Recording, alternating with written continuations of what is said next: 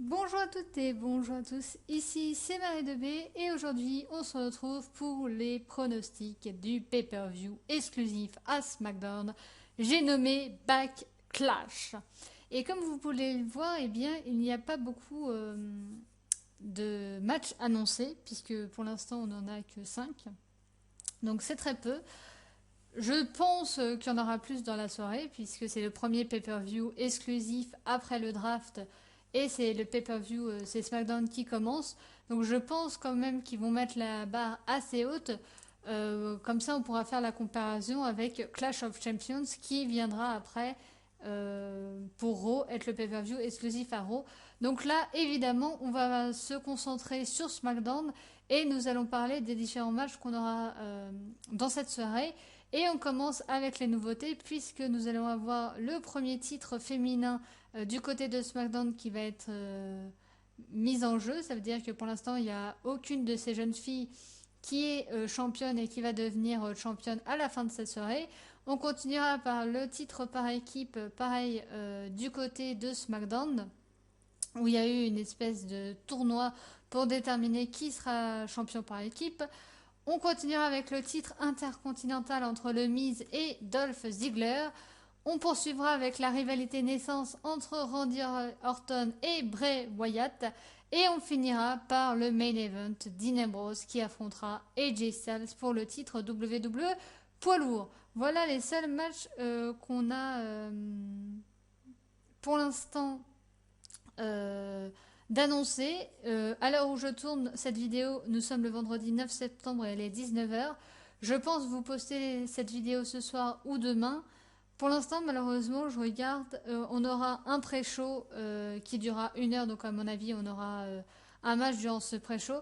D'ailleurs, je tiens à m'excuser parce que je vous avais dit que je vous ferai le pré-show de SummerSlam, que c'était le retour des pré-shows commentés. Et en plus, je l'ai téléchargé le pré-show et malheureusement, j'ai pas eu le temps de vous le commenter. Donc, à l'heure actuelle, je trouve que c'est un petit peu inutile de vous ressortir le pré-show presque 3 semaines après SummerSlam. Donc, n'hésitez pas à me dire dans les commentaires de cette vidéo si ça vous ferait plaisir ce pré-show de SummerSlam ou pas. Ou si, du coup, bah, ça sert plus à rien. Puisque SummerSlam est quand même loin derrière nous. Je tiens aussi à dire que malheureusement Hawks n'a pas pu faire l'image de fond, donc j'ai pris une image trouvée sur internet, donc c'est moins beau que d'habitude et comme d'habitude je n'ai pas fait les PowerPoint puisque je n'ai pas eu le temps. Donc on commence par le premier match, ce sera un Six-Pack Eliminations Women Challenge pour le titre féminin de la WWE du côté de SmackDown. Donc ce sera Nikki Bella qui affrontera Becky Lynch, qui affrontera Naomi, qui affrontera Natalia, qui affrontera Carmella, qui affrontera Alexa Bliss. Donc ça fait beaucoup de jeunes filles, ça fait 6 jeunes filles en tout. Nikki Bella, elle remplace Eva Marie. Donc moi personnellement je préfère voir Nikki Bella que Eva Marie sur le ring. Je pense que le match va être assez long puisque c'est un match éliminatoire. Donc le match va être assez long. J'espère qu'il va être bon et j'espère qu'ils vont mettre ces jeunes femmes en valeur. Parce que pour l'instant, on les voit pas trop, quoi. C'est plus des jobbeuses de luxe pour certaines que des vraies catcheuses qu'on met en avant. Et c'est un petit peu tout le temps la même rivalité. Le retour de Naomi, moi personnellement, j'ai bien aimé le retour de Naomi. Je trouve ça dommage qu'elle botche autant parce que Naomi sur un ring, moi j'aime bien. Alors c'est sûr que malheureusement, j'aime bien son style athlétique, son style comme ça. Malheureusement, ben, on voit que ça, c'est botch. Natalia, bah, c'est la valeur sûre. Becky Lynch, bah voilà, c'est ma petite favorite. Carmella, c'est celle qui vient d'arriver. Et pareil avec Alexa Bliss, c'est celle qui vient d'arriver. Et Nikki Bella, c'est le retour après autant de mois de blessure par rapport à son coup. C'est le retour de Nikki Bella et il y a beaucoup de rumeurs qui disent que ce serait Nikki Bella la championne de SmackDown. Il y a beaucoup de rumeurs qui disent ça. Donc à savoir si elles sont fondées ou pas ou si c'est pour noyer le poisson pour nous mettre quelqu'un d'autre. Mais c'est vrai que à part Nikki Bella et Becky Lynch, Natalia, c'est vrai qu'elle mériterait d'avoir ce titre, mais malheureusement, ça fait tellement de temps qu'elle a rien que je pense qu'ils lui donneront rien, que c'est trop tard, quoi. Donc, malheureusement pour elle, elle se cantonnera au rôle secondaire. Pour les deux nouvelles, bah, elles viennent d'arriver, donc voilà, c'est juste pour la mettre en avant. Naomi, par rapport à ses botch time, surtout que son mari n'est pas en ce moment bien vu par Vince, donc ça m'étonnerait que elle soit du bon côté de la barrière. Donc moi, pour moi, ça va se jouer entre Becky Lynch et Nikki. Et comme il y a beaucoup de rumeurs qui disent que ça va être Nikki qui va être championne et qui vont donner le titre à Nikki, surtout qu'elle a été dominée par Carmella, elle a souvent subi des affrontements avec Carmella. Donc pourquoi pas avoir une rivalité qui se poursuit entre Carmella et Nikki avec le titre. Donc moi, je vais suivre les rumeurs et je vais dire Nikki championne.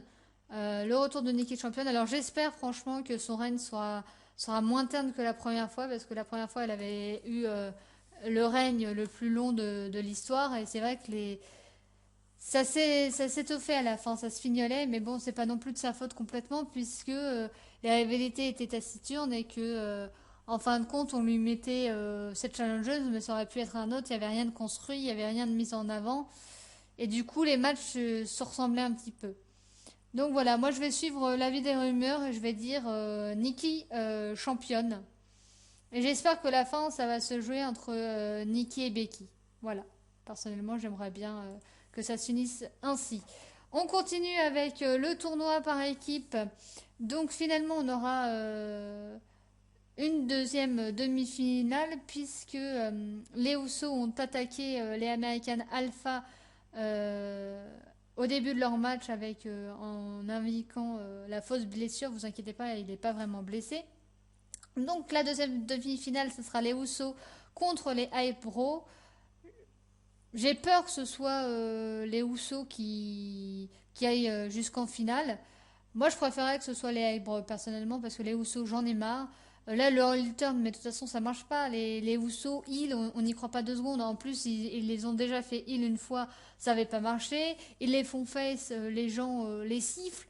Donc, les Usos, arrêtez. Surtout que, apparemment, Vince, ils avaient prévu plein de choses pour les Usos et de les mettre en avant et tout ça. Mais arrêtez. Déjà que l'année dernière, ils avaient eu le Emmy Award de la meilleure équipe. Pour moi, c'était injustifié parce qu'on les avait pas vus, parce que justement, il y en avait un des deux qui était blessé. Alors, je me rappelle plus lequel, si c'était Jimmy ou Jay. Mais bref, j'ai trouvé que c'est. Moi, j'aurais mis les New Day, par exemple, parce ils étaient champions, que ça fait 1 an qu'ils sont champions et tout ça. Donc, j'aurais mis les New Day. Et non, ils ont dit que c'était encore les Usos qui étaient la meilleure équipe. Donc là, moi, ça m'énerve. Et qu'ils soient heel ou qu'ils soient face, voilà, ils m'énervent. Donc, je préférais que ce soit les Bros qui en finale. Mais j'ai bien peur que ce soit les Usos. Et comme je vous ai dit, Vince, il avait des projets. Mais apparemment, il a un peu plus de réserve parce qu'ils n'arrêtent pas de se blesser. Que ce soit l'un ou l'autre. Et donc, il n'est pas très content qu'ils se blessent aussi facilement. Donc, peut-être qu'ils iront en finale, mais que du coup, ils ne gagneraient pas les titres. Alors, j'espère franchement qu'ils vont pas gagner les titres, les Usos. Parce que moi, personnellement, j'en ai marre. Donc, je préférais que ce soit les Ibra en finale. Mais j'ai l'impression quand même qu'ils vont mettre les Usos. À moins que les American Alpha arrivent et que ce soit les Ibra qui aillent en finale. À moins que les Usos aillent en finale et que les American Alpha, du coup, fassent ça en finale. Moi, je pense qu'ils vont faire ça. Donc, les Usos, pour la deuxième demi-finale, vont aller en finale. Et de l'autre côté, bah, la finale, ce sera Rhino Slater contre les Usos. Et à mon avis, on aura l'arrivée des American Alpha, puisque il n'est pas vraiment blessé. Parce que évidemment, ils seront pas contents que les Usos aillent en finale. Et c'est comme ça que va gagner Heath Slater et Rhino. Et Heath Slater, il avait dit, les managers généraux de SmackDown avaient dit que s'il gagnait les ceintures, eh bien, il aurait un contrat à SmackDown. Donc, je pense qu'ils vont enfin le faire gagner. Moi, personnellement, le coup de j'ai 7 enfants et tout ça, moi, ça m'a fait rire. Le coup, j'ai 7 enfants à nourrir et tout ça, alors qu'il en a que deux. Il a deux magnifiques jumelles, Heath Slater. Mais moi, ce côté, j'ai 7 enfants et tout ça. Et depuis qu'il est remis en avant par la WWE, eh bien, les gens l'apprécient plus. Et moi, je suis contente de le revoir sur le ring et de le revoir. Alors, il douille toujours autant et c'est Rhino qui finit avec le corps. Assez logique. Mais ça me fait plaisir qu'il soit remis en avant. Et franchement, s'il est champion par équipe, bah voilà, ça va pas trop durer. Mais je serais content pour lui qu'il ait un vrai contrat. Bah, en même temps, il était quand même sous contrat. Il faisait semblant d'avoir un faux contrat. Mais voilà, j'ai trouvé ça drôle le fait qu'il ait pas de contrat, qu'il se fasse trahir par Jinder Mahal. De toute façon, là, le retour de Jinder Mahal, c'était une mauvaise idée parce que franchement, hashtag je sers à rien. Donc moi personnellement, j'étais content qu'ils remettent plus Heath Slater en avant. Parce que je l'aime bien avec, comme il a dit, quand il était dans la Nexus, après quand il a fait les Fouembi, quand il était avec Curtis Axel et tout ça. J'ai bien aimé. Donc là, je suis contente qu'il soit remis en avant et avec ses 7 enfants. Donc voilà, moi, je suis contente pour lui parce que je trouve qu'il mérite d'avoir un peu plus. Et là, si justement il pouvait avoir les titres, bon, pas forcément grâce à lui ou grâce à Rhino, mais grâce au American Alpha, eh bien voilà, de toute façon ça marche parce qu'on croirait pas 2 secondes qu'il serait capable à tout seul à avoir les titres.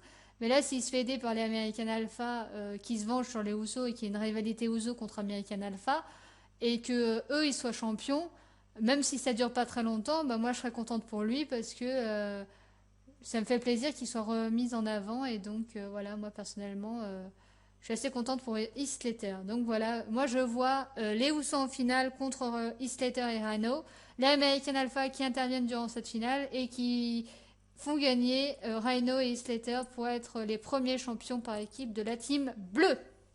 On continue avec la rivalité entre le Miz et Dolph Ziggler pour le titre intercontinental. Donc moi personnellement cette rivalité, elle me plaît pas. Mais Dolph Ziggler, je sais pas ce qu'il a en ce moment parce que ça pourrait marcher le côté. De toute façon, toi t'es comme moi, on se ressemble, personne n'a cru en toi, personne ne croyait que t'étais capable. Une fois que t'as été champion de la WWE et dans les main events, après t'es devenu un jobber de luxe pour la WWE et c'est que très rarement qu'ils t'ont refait confiance pour te donner un titre et te remettre en avant avec ta femme. Ça aurait pu marcher parce qu'ils ont un petit peu la même histoire et ça aurait pu totalement marcher. Puisque l'histoire du Miz est vraie aussi. Le côté j'étais au main event de WrestleMania pour la ceinture, pour le titre et j'ai perdu face à John Cena et après je me suis retrouvée dans un vide, dans un néant et on m'a un peu oublié. Après j'ai eu une seconde période de gloire avec Damien Mizdo en équipe. Mais Damien Mizdo a pris le devant sur moi et donc il était beaucoup plus applaudi que moi. Et du coup, moi j'étais reléguée en second alors que moi je mérite évidemment le rôle principal. Et après, eh bien, on m'a plus vu jusqu'à ce que je devienne champion intercontinental, que ma femme revienne, que je sois mise en avant dans les films. D'ailleurs, là, il va participer à un film. Là, ils le mettent en avant avec ses talents d'acteur dans des pubs avec leurs sponsors et tout ça. Et lui, il a remis une couche dans son côté heel avec sa femme qui le joue super bien, son côté actoring et tout ça. Vous pouvez pas comprendre comment vous me parlez. Moi, je suis une star d'Hollywood. Vous êtes que moins que rien. On y croit à Donf.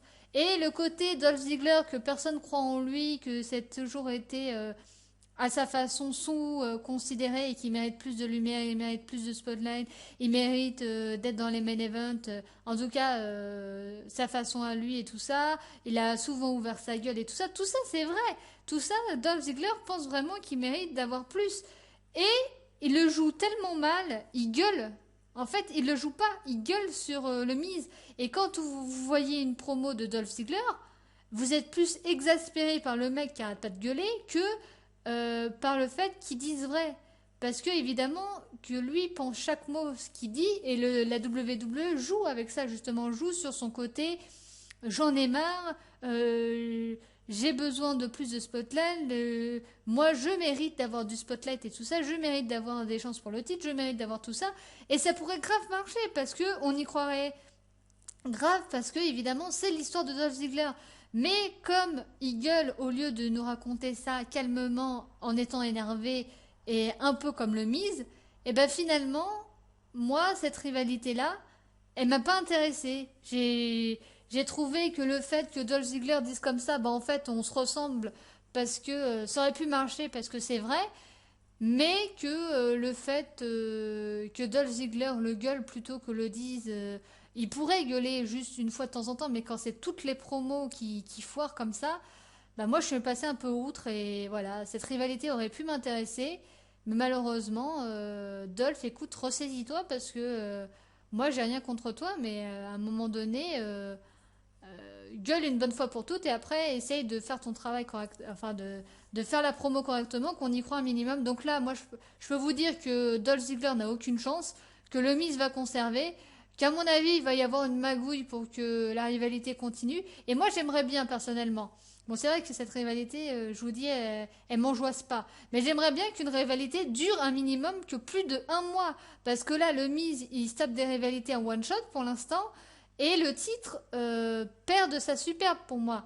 Alors pas à cause du Miz, parce que le Miz il est très bon et en plus il rajoute des couches et tout ça.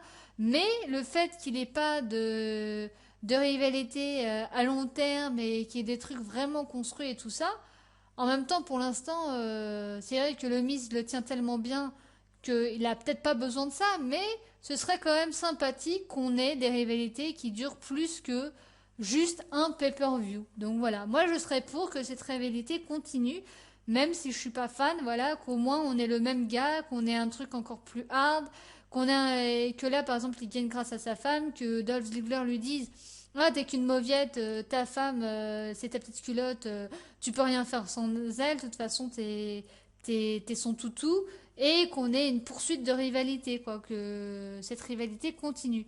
En tout cas j'espère.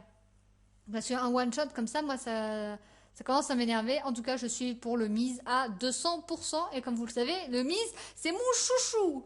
On continue avec la rivalité qui vient de naître entre Randy Orton, Live Viper, et Bray Wyatt, le mangeur de mots, le dieu vivant. C'est lui qui le dit, hein, ce n'est pas moi. Franchement, cette rivalité, j'adore. Alors, mauvaise nouvelle, c'est que apparemment, rivalité Brock Lesnar et Randy Orton, eh bien, il y en aurait une autre. J'ai envie de dire pourquoi un seul match. Moi, personnellement, ça m'a suffi. Si on peut qualifier ça de match, voilà, c'était la petite parenthèse. Moi, cette rivalité, voilà, j'ai adoré. J'ai adoré le psychisme de Bray Wyatt. De toute façon, Bray Wyatt, c'est lui toujours qui amène les rivalités. Et à chaque fois qu'il a une rivalité, c'est toujours intéressant. Maintenant, j'espère vraiment qu'ils vont faire quelque chose et qu'ils vont faire gagner Bray Wyatt. Parce que Bray Wyatt, pour moi, mérite... euh, non, mérite, c'est pas le bon mot, mais à chaque fois qu'il entame une rivalité, que c'est lui qui en est l'instigateur, il gagne pas beaucoup de matchs. Donc c'est vrai que côté crédibilité, eh bien, maintenant en plus il est tout seul, il s'est affranchi de son mouton blanc. Braun Strowman est un raw et Luke Harper, on n'a pas de nouvelles. Il est encore blessé. Normalement, il serait retour septembre-octobre. Mais peut-être qu'il ne reviendra pas. Il a laissé un message énigmatique. En tout cas, là, s'il pouvait intervenir durant ce match-là, moi, je serais trop contente. Personnellement, le retour de Luke Harper intervenant en faveur de Bray Wyatt et que Bray Wyatt gagne comme ça, ce serait cool. Mais d'un autre côté, Randy Orton, le mois dernier, enfin 3 semaines, il a perdu contre Brock Lesnar en main event. Là, il se retrouve contre Bray Wyatt. il vient de faire son retour, le faire perdre 2 fois d'affilée, je sais pas si c'est bon aussi. Euh, à moins s'il perd, comme je vous dis, avec une intervention genre le Carper. Pourquoi pas?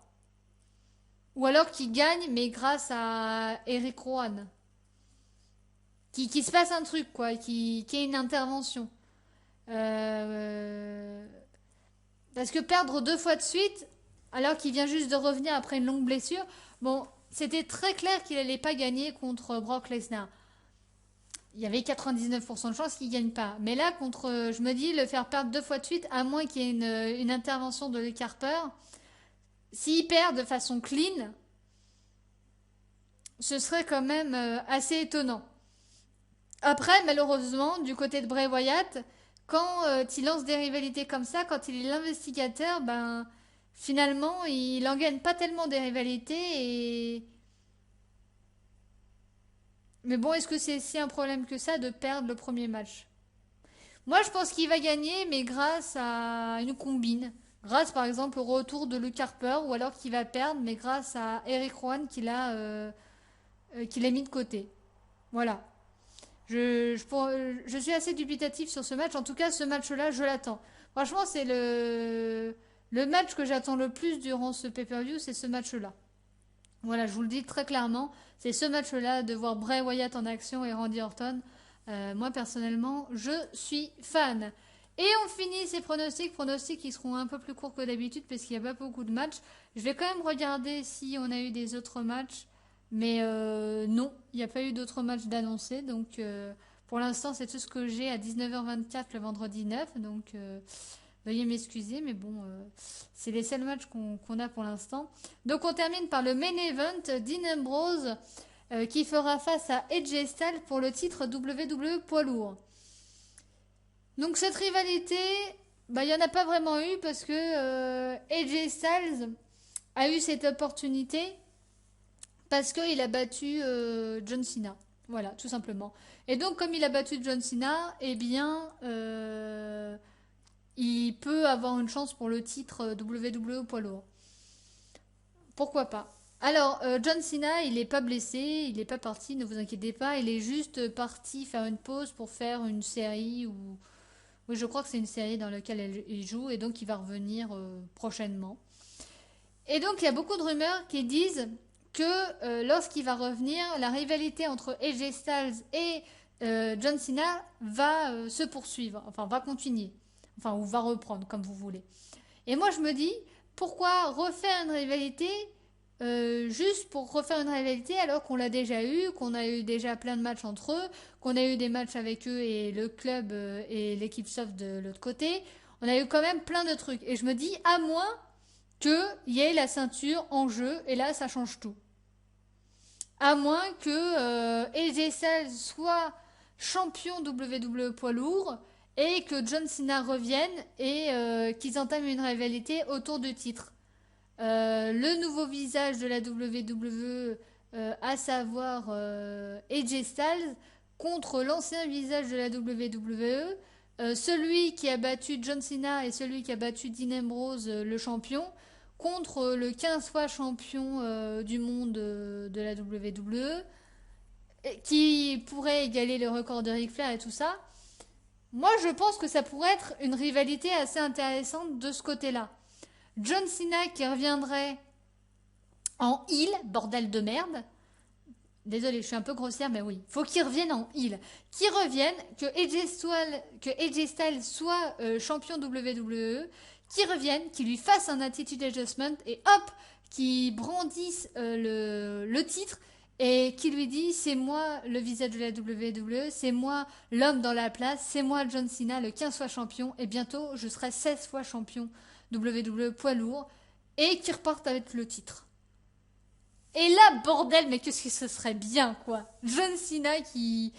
Cette rivalité, ce côté heel, ce côté qu'on attend tous, quoi, bordel. Ce côté, non mais toi t'es qu'un petit genou, Toi, quand tu mettais encore des couches culottes, moi j'étais déjà à la WWE, toi tu n'es rien, t'es qu'un grain de sable. C'est pas parce que tu m'as battu une fois que ça y est, tu peux te vanter comme ça et avoir ton annonce en disant que t'es l'homme dans la place. Franchement, t'as le ciboulot, mec. Moi, je suis John Cena. Moi, je suis 15 fois champion. Moi, je suis le visage de la compagnie. Moi, je vends des merchandising. Moi, je suis le mec le plus titré encore actif à la WWE. Et moi, je vais te prendre le titre. Donc, pour ça, je pense très clairement que AJ Styles va devenir le nouveau champion à Backlash. Je pense très clairement qu'il va devenir le nouveau champion. Et j'espère qu'à la fin du match, on entende la musique de John Cena, que John Cena fasse un attitude adjustment à AJ Styles, qu'il fasse un attitude adjustment à Dean Ambrose, qu'ils prennent le titre et qu'ils prennent le micro et qu'ils disent c'était John Cena, le 15 fois champion WWE poids lourd, bientôt le 16 fois, prépare-toi gamin, et hop, qu'ils repartent. Ah mais j'espère que ça va se passer comme ça parce que moi j'attends que ça. J'attends de voir Cena en heel. J'attends pas de voir Cena qui dit bravo gamin, tu m'as surpris. Non, qu'il revienne en heel et qu'il fasse un attitude adjustment aux deux, qui prennent le titre et qui se cassent avec et qui disent c'était John Cena, le visage de la WWE, le 15 fois champion du monde poids lourd et bientôt 16. Et paf, il pose le micro, il soulève le titre et il s'en va. Donc rien que pour ça, je dis AJ Styles champion, intervention à la fin de John Cena, attitude adjustment aux deux et le mec repart avec le titre. J'espère que ça va se passer comme ça. En tout cas, n'hésitez pas à me dire en commentaire si vous attendez Backlash ou pas. Est-ce que pour vous, le fait d'avoir 2 pay-per-view par mois, ça vous plaît ou pas? N'hésitez pas à me dire. N'hésitez pas aussi à dire dans les commentaires si vous êtes plus Raw ou plus SmackDown. Et nous, on se retrouve pour le débriefing du pay-per-view Backlash. Backlash qui se tiendra dans la nuit de dimanche à lundi. Dimanche, alors attendez, je regarde sur mon petit... Du 11 au 12, voilà. Du 11 au 12 septembre, Backlash. Et on se retrouvera la prochaine fois pour le débriefing et pour les pronostics évidemment du pay-per-view exclusif à Raw, j'ai nommé Clash of Champions. Et pour le débriefing du pay-per-view Backlash, on parlera du pay-per-view Backlash et évidemment on parlera exclusivement de ce qui s'est passé à SmackDown vu que c'est un pay-per-view exclusif à SmackDown. Voilà, j'espère que cette vidéo un petit peu plus courte vous aura plu. Je vous souhaite une bonne journée, une bonne après-midi ou une bonne soirée et on se dit à la prochaine. Ciao ciao.